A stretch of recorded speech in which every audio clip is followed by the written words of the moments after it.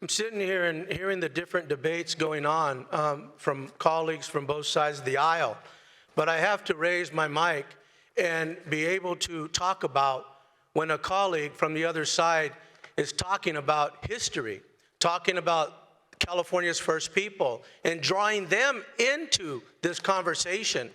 Where was that voice? Where was that voice when this state was taken from them? Where was that voice when their representation isn't there? Where was that voice when they were being murdered in the state of California, and now you want to bring them into this debate because it benefits you? These are things that we have to come together and look at.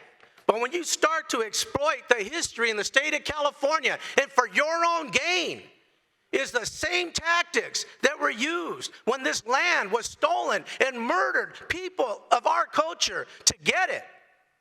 I would rather you stand up for all of those things, all those bad things, than to bring them in to justify your seeing what's going on here.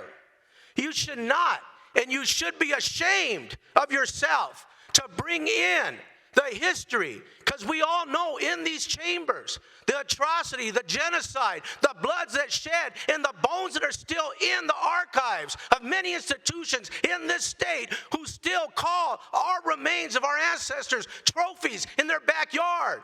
It's time that we come together, and if you want to bring things forward for your own gain, this body will not stand for it. It's time that we stand for the voices of all California Indian people and stand up when they are brought into these debates for your own gain. That's the same tactic that was used in colonization. And Mr. Speaker, I called the member out. I called the member out for using our people for self-gain. That's what brought down the state of California. That's what the history is, what we're still fighting for in the state of California. And when he brings up lines and land that has been drawn on stolen land, come on, he should be reprimanded for even bringing those things forward to this floor. It's time that we stand in one unified voice. And when we talk about debate, let's have it.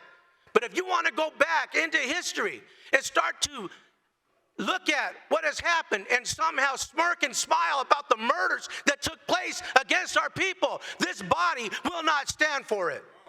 Yes!